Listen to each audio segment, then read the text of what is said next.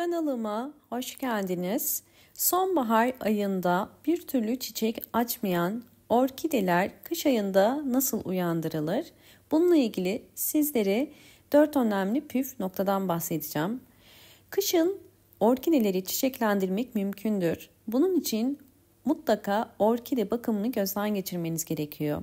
Çiçekleri solan ya da dökülen orkideleri mutlaka uygulamanız gereken bazı püf noktalar var ve orkidelerinizi canlandırmak, uyandırabilmek için mutlaka doğal gübreler ile desteklemeniz gerekiyor. Hemen sizlere uygulayacağım metotları göstermek istiyorum. Bugün de yine orkidelerimize yeniden vitamin desteği sağlamak için bal desteği kullanacağız. Bu bal tamamıyla doğal bir bal ve sizlere de doğal bal kullanmanızı tavsiye ediyorum. Bal yerine kesinlikle şeker kullanmayın. Hemen ölçülerimize geçelim. 400 milim su koydum.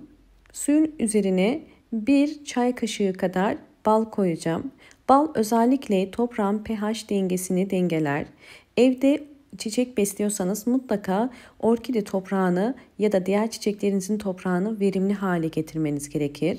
Bunu yalnız çok sık aralıklarla kesinlikle vermiyoruz. Bakın karıştırıyorum ve karıştırdıktan sonra bunun üzerine biraz daha su ekleyeceğim. Çünkü bal miktarı su miktarını dengelemesi gerekiyor.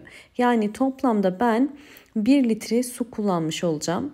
1 litre suya 1 çay kaşığı kadar doğal bal kullanıyoruz ve bunu karıştırıyoruz. Şimdi bu hazırlamış olduğum karışımın üzerine özellikle pH dengesini sağlayabilmek için biraz da limon damlatacağım. Sizler de çok fazla olmamak koşuluyla birkaç damla limon damlatabilirsiniz. Evet, bunu artık orkidelerime vermek için hazır hale getirdik. Orkidelere bal şerbetini vermeden önce orkide bakımına dair 3 önemli püf noktadan bahsedeceğim.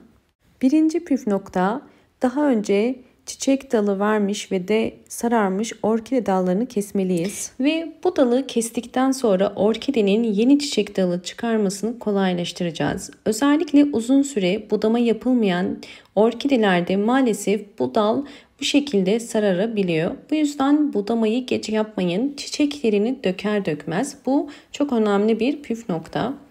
İkinci olarak, eğer orkidenizin çiçekleri döküldü ve siz budama yapmadıysanız, uçtan hafif bu şekilde sararmaya başladıysa hiç zaman kaybetmeden hemen dalı budamanız, yani kesmeniz gerekiyor. Bakın, bunlar boş boğumlar, yani çiçekleri dökülen orkide boğumları. Budama yaparken ilk çıkan, bakın, İlk çiçeği dökülen boğum yeri burası, yani boş boğum, ve diğer alttaki boğum da dolu boğum. Her ikisi arasından keskin bir makas ile keseceğim. Bu şekilde kestim. Bakın, sadece dolu boğumlar kaldı. Bu elimde gördüğünüz boş boğumlar, yani tekrar çiçek dalı çıkmaz.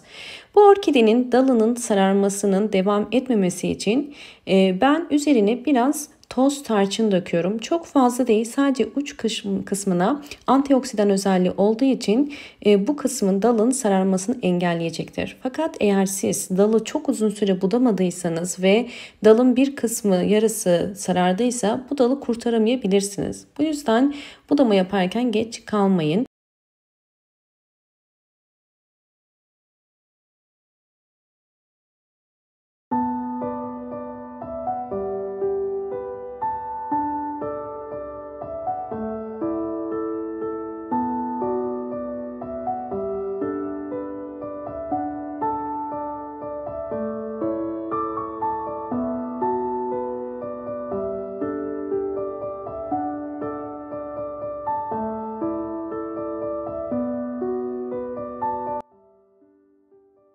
Üçüncü püf nokta, hazırlamış olduğumuz bal şerbetini orkidelere bu bakımı yaptıktan sonra gübre desteği sağlamak.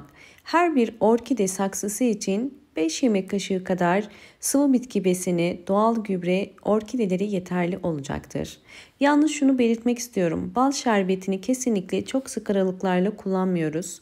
Ben bal şerbetini yaz ayında kullandım. Yazın kullanmamın nedeni çok fazla su kaybeden orkideleri yeniden canlandırmak içindi. İkinci kez kış ayında veriyorum. Yani mevsim geçişlerinde orkideleri uyandırmak için veriyoruz.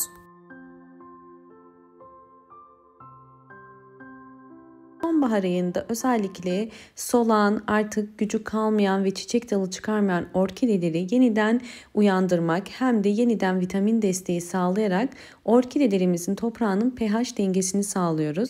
Ve sizlere özellikle yazın bunu uyguladıktan sonra, aylar geçtikten sonra orkidelerimin son halini göstermek istiyorum.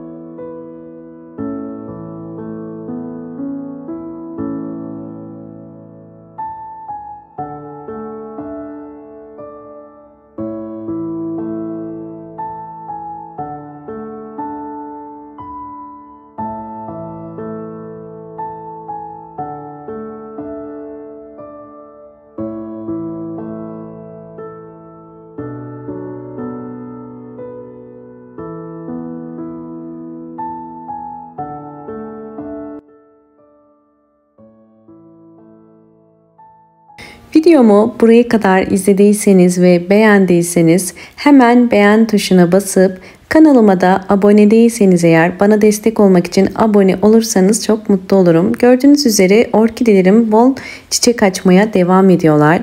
Şimdi sizlere diğer bir önemli püf noktayı göstermek istiyorum. Orkidelerinizin özellikle yaprak temizliği sonbaharda çok önemli. Bu yüzden 100 milim ya da 200 milimlik bir suyun içerisine 5-6 damla limon suyu damlatıp pamuk ile yaprakların hem üzerinden hem de altından silmeniz çok önemli.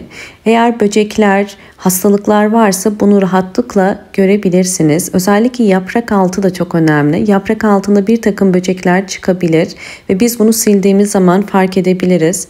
Bu yüzden yaprak temizliğini ihmal etmeyin. Orkidelerinizin daha sağlıklı kök ve yapraklarının çıkması ve çiçek dalı çıkarabilmesi için bu çok önemli. Bu yine benekli bir orkidem. Yani üzerindeki lekeler benekli oldu. Bakın hemen küçük bir örümcek gördüm orkide yaprağın altında. Bu yüzden yaprakları silmek çok önemli. Bunu mutlaka ayda bir kere yaprak temizliğini yapmamız gerekiyor.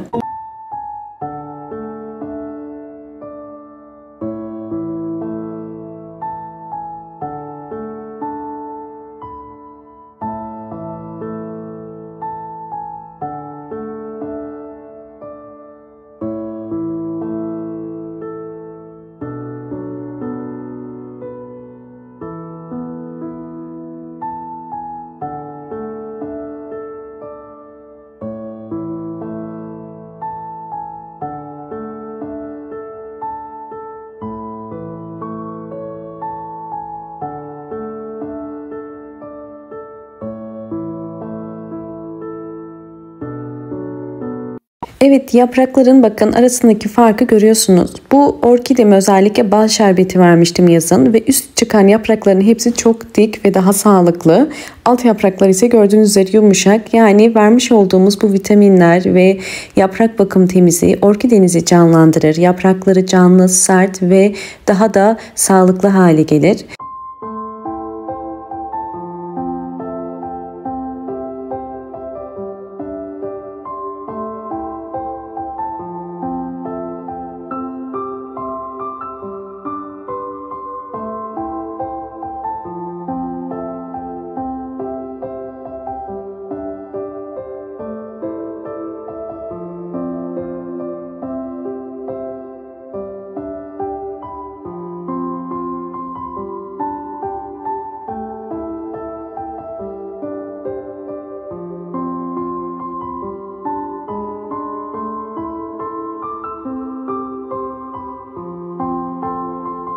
Umarım bu anlattığım bütün püf noktalar sizler için faydalı olmuştur. Videomu buraya kadar izlediyseniz ve beğendiyseniz hemen beğen tuşuna basıp kanalıma da abone değilseniz eğer bana destek olmak için abone olabilirsiniz. Bol bol yorumlar yapıp yorumlar kısmında da sorularınız varsa sorabilirsiniz. Hoşça kalın, sağlıkla kalın.